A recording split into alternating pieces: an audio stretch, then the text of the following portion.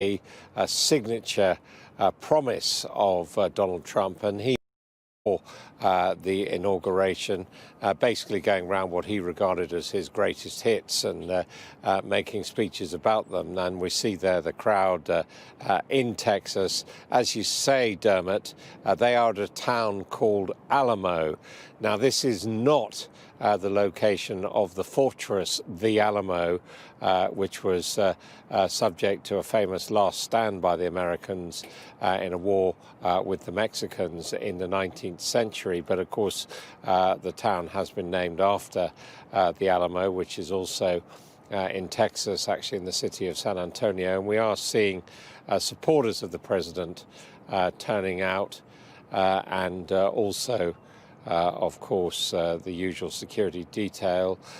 Donald Trump saw the podium there where he's going to speak later on. Donald Trump has made a point, really, of not in any way apologizing for the events last week, but in his remarks when he left the White House earlier on, he actually said, well, what about what happened in the summer with demonstrators such as Black Lives Matter and the support which he claimed that political opponents gave to those events, really exacerbating the divisions in the United States between the supporters of Trump and Trumpism and those on the other side. This is the style of the president. Of course, he does now have to rely on events like this and speeches and photo opportunities to get his message out because of that decision by Twitter and other social platforms to exclude him. So we've heard very little from him over the past week since those scenes at the Congress last Wednesday. And we are now expecting him to make some remarks in a moment. He is facing impeachment tomorrow here at the U.S. Congress in Washington. At the moment, the Democratic-controlled Congress has given the Vice President Mike Pence until tomorrow morning to act under Amendment 25 of the U.S. Constitution, which would be the cabinet, Donald Trump's cabinet, agreeing that he's unfit for office. Although Mike Pence has not ruled that out on the record, there is absolutely no sign that that's going to take place, and that means there will be an impeachment debate in the House of Representatives tomorrow, and that will end with effectively a roll call when we know that Donald Trump will be impeached. He'll be sent for trial because in the House of Representatives, more than half of its members, all Democrats, are actually sponsoring the motion of impeachment. So there's no question there'll be a majority. What will then happen is that impeachment means being sent for trial in the Senate. We don't know whether the Senate will actually try Donald Trump before he leaves the presidency next Wednesday on the 20th of January, but seems most unlikely that will take place. But that won't be the end of his legal and political troubles. Mr. Trump now going to the podium and about to speak. Thank you very much. Thank you, everybody. Great honor to be here. We worked long and hard. Please sit down. We've worked long and hard to get this done. They said it couldn't be done, and we got it done. One of the largest infrastructure projects in the history of our country. I'm honored to be here in the Rio Grande Valley with the courageous men and women of Customs and Border Patrol. These people are incredible. They're really incredible. I've gotten to know you very well over the last 4 years. Many of you are friends from all of the work we did in designing the wall. We got it exactly as you wanted it. Everything, including your protective plate on top. I say, why did we put that? And they said, we need it for extra protection, climb plate. And we have everything you want. It's steel, it's concrete inside the steel, and then it's rebar, a lot of heavy rebar inside the concrete. And it's as strong as you're going to get and strong as you can have. But we gave you 100% of what you wanted, so now you have no excuses. I didn't want you to have any excuses. And you set records, and we can't let the next administration even think about taking it down, if you can believe that. I don't think that will happen. I think when you see what it does and how it's so important for our country, nobody's going to be touching it, and you are very proud of it, and you're proud of the work you did, because we really designed it together. We're joined together to celebrate a great achievement, the extraordinarily successful building of the wall on the southern border. Before we begin, I'd like to say that free speech is under assault like never before. The 25th Amendment is of zero risk to me, but will come back to haunt Joe Biden and the Biden administration. As the expression goes, be careful what you wish for. The impeachment hoax is a continuation of the greatest and most vicious witch hunt in the history of our country, and is causing tremendous anger and division and pain, far greater than most people will ever understand, which is very dangerous for the USA, especially at this very tender time. And now I'd like to briefly address the events of last week.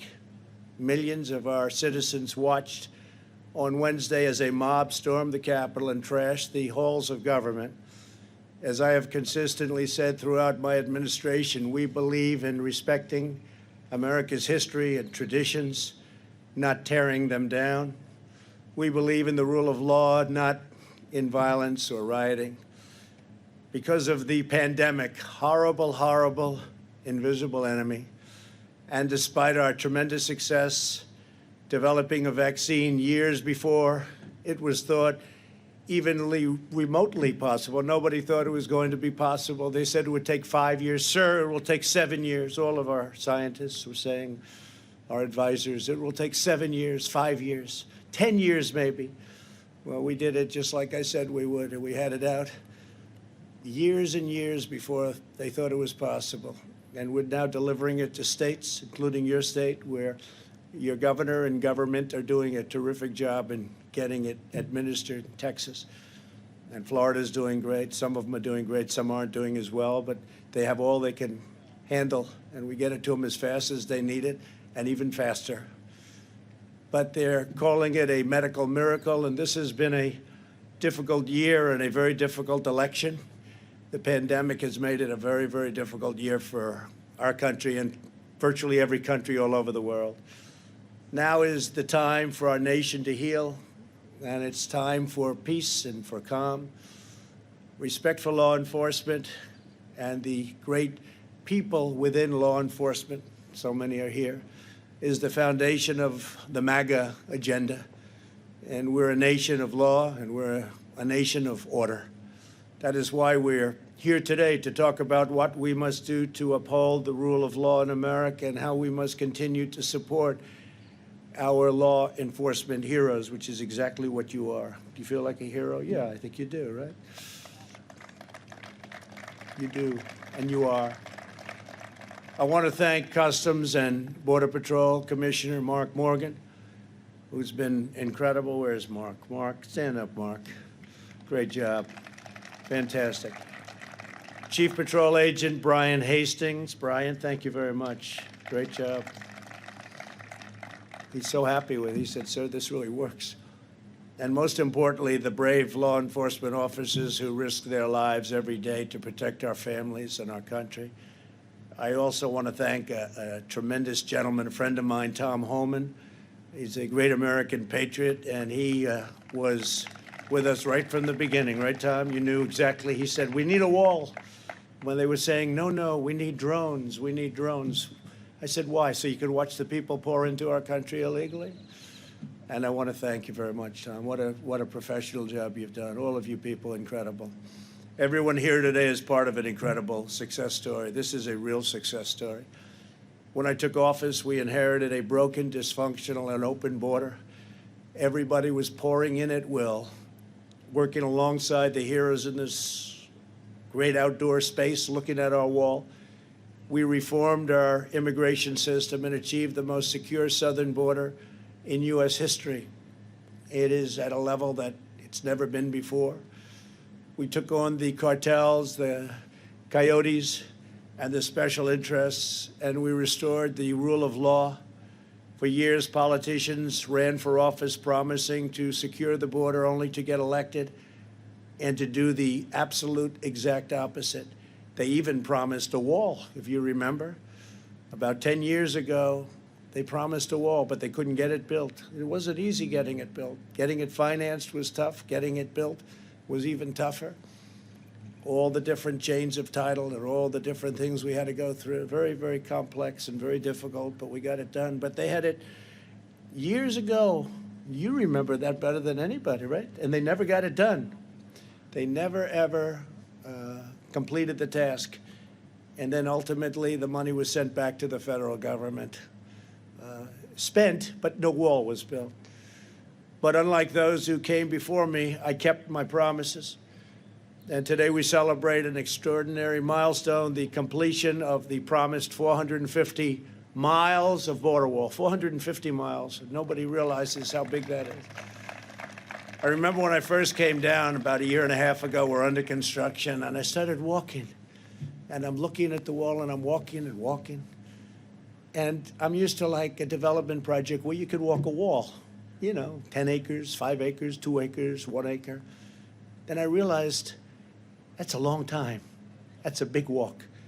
A lot of it, a lot of the wall you have is incredibly natural. You have the mountains, you have the rivers, you have some very powerful water areas. You have some areas that are virtually impossible to get by, so we didn't need walls everywhere, but where we needed them, because it's been so successful that we've added nearly 300 miles, and that's currently under construction. This was our original wish, to get these areas done where there was such trouble.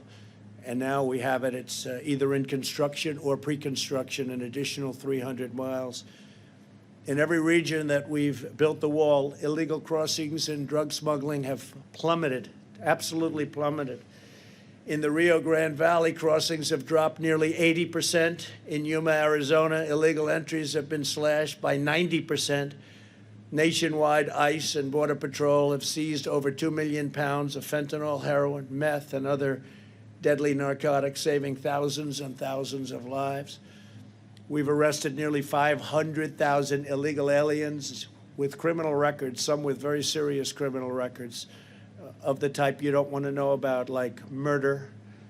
We removed nearly 20,000 gang members from the United States, including 4,500 members of MS-13, probably the worst gang of them all. Through the landmark reforms we've put into place, we have ended the immigration chaos and reestablished American sovereignty. Our most important reform was ending catch and release. Not easy to do.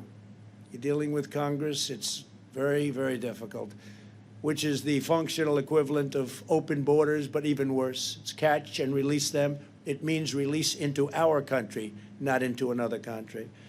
This policy was exploited by vicious criminal organizations who understood the laws better than our people understood them for years, to spread misery and suffering and drugs all across the hemisphere.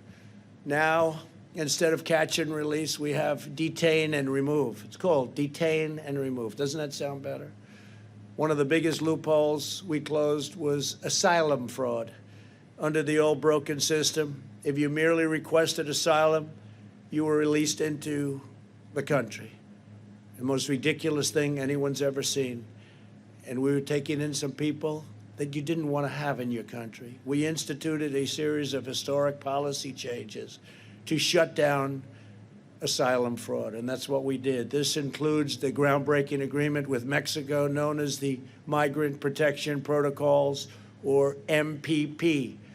Under this agreement, if an illegal alien requests asylum, they have to wait in Mexico until their case is heard. They used to wait here, and when they were waiting, they would say bye-bye, and they'd disappear somewhere into our country and essentially would never find them again, would never see them again. This one measure alone ended a humanitarian crisis and saved countless lives, and especially, I have to say, lives from crime. I want to thank the great president of Mexico. He is a great gentleman, a friend of mine, and President Obrador. He is a man who really knows what's happening, and He loves his country, and he also loves the United States. But I want to thank for his friendship and his professional working relationship. We actually had 27,000 Mexican soldiers guarding our borders over the last 2 years. Nobody thought that was possible. And they made it very, very difficult, and that's why the numbers were able to plunge even during the construction of the wall. And by the way, one of the big elements of the wall that make it so successful is we can have far fewer people working now. They can be working on other things related to crime and drug prevention and a lot of other elements they're working on, because we save massive numbers of people. And included here, we have the most sophisticated camera systems and most sophisticated electronic systems anywhere in the world. We implemented 3 historic agreements with the Northern Triangle. That's Guatemala, Honduras, and El Salvador. Under these critical asylum cooperation agreements, the burden of illegal immigration is now shared all across the region. Now, when an illegal immigrant is arrested at our border, they can be sent to a neighboring country instead of into a U.S. community. Prior to my getting here, countries wouldn't accept them. They would say, no, no, no. I said, well, you got to take them. First month, I'll never forget, these gentlemen right here came to me. They said they won't take them back. They came. They may be murderers. They may be cartel heads. They may be some really vicious people. The countries didn't want them back. And I stopped all payments to those countries. I stopped everything going to those countries. And after it was stopped for about a month, you remember? After it was stopped for about a month, they called. They said, we'd love to have them back. And I never gave them as much money as they were getting, by the way, but they got some. It was amazing. And you people know better than anyone. They wouldn't take them back. We'd have planes flying over, loaded up with people that we didn't want here. And they'd say, don't ever even think about landing that plane. And they'd take them by boat, and they'd take them by bus, and they wouldn't let them into their countries. And all of a sudden, they say, welcome back. We love having you. So it was a great thing. And now they do take them back. And the relationship with those countries, the Triangle, the relationship is a much better one than it was before. In addition to our agreements with Mexico, Guatemala, Honduras, and El Salvador, we have systematically reformed the regulatory code to return asylum to its original legal meaning and purpose, not a free ticket for entry. A recent comprehensive report by the Department of Homeland Security and Justice show how effective our reforms have been and how disastrous their removal would be. It would be a disaster for our country. I know they're thinking about removing them. I hope they don't do that. I hope they don't do that. It'll be an absolute travesty for our country. The report conclusively proves once and for all that aliens released at the border remain at large in the country and do not return home. They won't go home. And you rarely find them. It's very tough to find them. So we have aliens released in our country, many of whom are serious criminals, and we've stopped that. Don't ever start that process again. By contrast, under our policies, 98% of aliens that remain in DHS custody are removed. Simply put, if you enter the United States illegally, you are apprehended and immediately, safely removed from our country. Without this core principle, there is no border, there is no law, there is no order. My administration also instituted vital public health measures on the border in response to the China virus. Under Title 42 of the U.S. Code, illegal immigrants are being promptly removed to protect the health of border agents, other migrants and local communities, and the public at large. Removing these protections would invite a public health catastrophe of epic proportions. As you probably know, in Tijuana, various parts of Mexico, the COVID, it's got about 24 names. I can call it from COVID to China virus. I can call it the plague. I call it the China plague. A lot of different names. But we always call it the invisible enemy. But the invisible enemy has been very tough on Mexico. And we have areas along the border where we're in great shape because right there, because of that we're in great shape. But on the other side in Mexico, they're suffering greatly. with the virus. It's been incredible what we've achieved. And we didn't do the wall because of COVID. We did the wall because of security and drugs and other things. But it turned out that in the middle of it all, along came this horrible plague. We inherited a dangerously lawless border. The people that work here are unbelievably brave. I've seen what they have to endure, what they have to go through. They're tough, they're strong, and they're great patriots, great Americans. We fixed it and we secured it. We empowered our wonderful ICE and Border Patrol to fulfill their oaths, and sworn officers. They became sworn officers of the law, and they love their job. It's a tough job. It's a nasty job.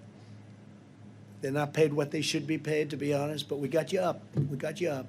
But these are incredibly talented people. They could probably do a lot better in terms of economics than they do here, but they love what they do and they love their country.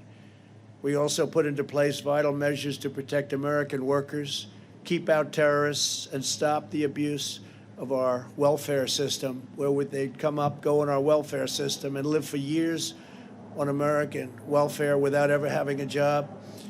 We also have, and we had, but we have them all the time. We have terrorists from the Middle East coming into our country through the southern border. That was before what you see right here, because it was easier to come into our country through the southern border than it was through airports or any other means. So they'd land in South America and they'd work their way up and they'd come into our country. And these are not people from the countries that you would suspect. These are people from some very seriously dangerous places in the Middle East. And the numbers are far greater than anybody would understand, really far greater. Removing any of these measures would hamstring our workers, endanger our country, and cost taxpayers hundreds of billions of dollars a year. No matter our party, we should all agree on the need to protect our workers, our families, and our citizens of all backgrounds, no matter who they are. In particular, if our border security measures are reversed, it will trigger a tidal wave of illegal immigration, a wave like you've never seen before. And I can tell you that already waves are starting to come up from 2,000 and 1,000 and 500 miles away. We see what's coming. And they're coming because they think that it's gravy train at the end. It's going to be a gravy train. Change the name from the caravans, which I think we came up with, to the gravy train, because that's what they're looking for the gravy. This will be an unmitigated calamity for national security, public safety, and public health. It would destroy millions and millions of jobs and claim thousands of innocent lives. The policies I put into place are uniformly and strongly supported by the men and women of ICE and Border Patrol. We worked on them together, just like we did on the wall. We worked on the policies together, because nobody knows this whole world better than the incredible people right in front of me. To terminate those policies is knowingly to put America in really serious danger and to override the great career experts that have worked so hard, those from DHS. At this very moment, smugglers and coyotes are preparing to surge the border if our policies are loosened or removed. I mean, they're literally waiting, big groups of people, some of them very unsavory, I might add. This is an entirely preventable tragedy. It's waiting to happen. The safety of our nation must come before politics. We have many disagreements in the country, but we should all agree the urgent need to secure our borders, protect our homeland, and allow law enforcement to fulfill its mission without political interference. ICE and Border Patrol agents swore a sacred oath to uphold the law, and no political appointee should ever order them to violate that oath. These are real experts. They really get it. And I'll tell you who else gets it. The Hispanic population of our country gets it. Because not only did I win Texas in historic numbers, but I won border towns, which are largely Hispanic. And people were amazed to see that. And the numbers, they say, were Governor of Texas called. Greg, great guy, great governor, called. He said, you had numbers that nobody's had since Reconstruction. Reconstruction means Civil War, and largely Hispanic. They understand it better than anybody, and they want law enforcement to help them live safe lives. The laws that Congress passed must be upheld. To the men and women of ICE, Customs and Border Protection, and all across DHS, law enforcement in general, you have earned the everlasting gratitude of our nation. You have no idea how much our nation loves you and respects you. I don't think you do have an idea, but it's true. I only hope and pray that your voice will be heard, honored, heeded, and respected long into the future. God bless you, God bless law enforcement, and God bless America. Thank you very much. Thank you. Great job.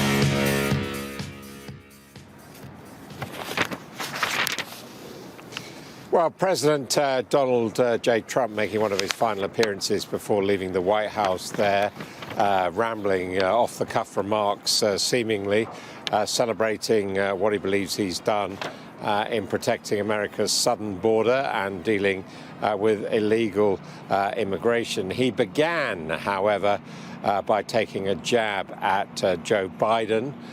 He remarked that he had no worries about Amendment 25, no threat to me, he said, but he said it will come back to haunt Joe Biden. Now, that is a reference to the amendment where a president can be removed from office if unfit, generally seen to refer to medical conditions, and basically by implication, he was saying that Joe Biden is likely to be found unfit to office by virtue of his state of health.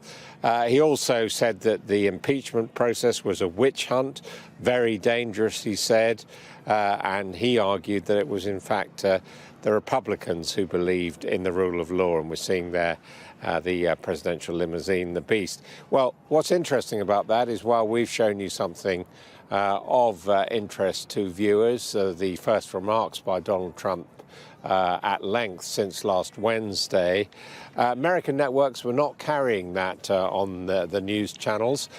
They were carrying a briefing from the FBI and the Department of Justice here in Washington on criminal measures being taken following the unrest in Washington, D.C.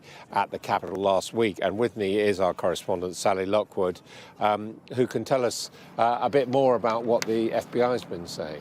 Yeah, that's right. First time we've heard from Donald Trump since Wednesday, and first time we've had a press conference from the FBI. It does feel very overdue. And like you say, Adam, it's very interesting that the main US networks didn't take Donald Trump's speech.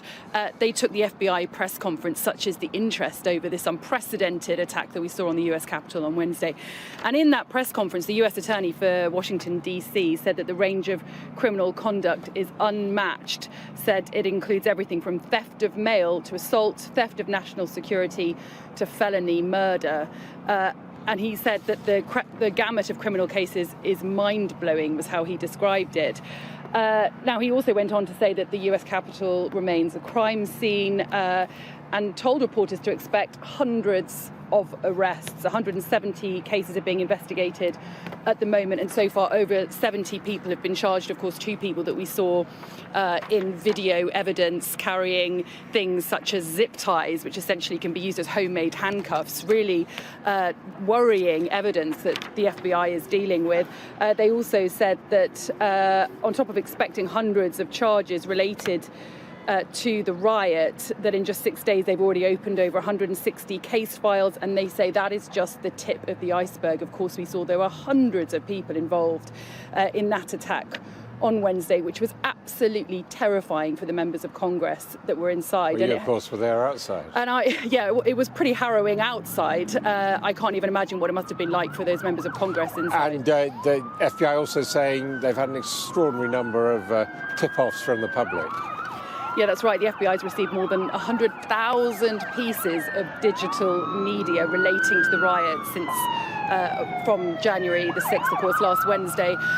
Now, of course, many of those bits of evidence were published by the people themselves who were in there taking selfies, filming themselves, carrying out this extraordinary assault on the US Capitol.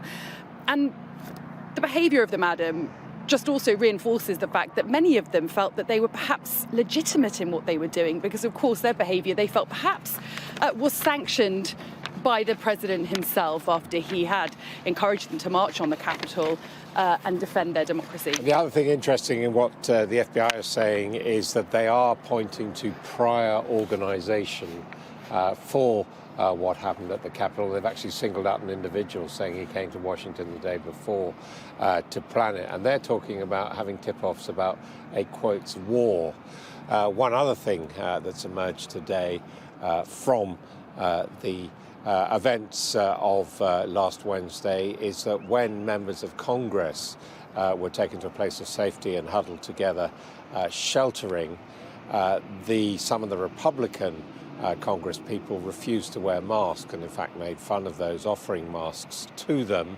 There's video of that, and it's now emerged that 3 members of Congress have now tested positive for COVID. So very much an issue of what happened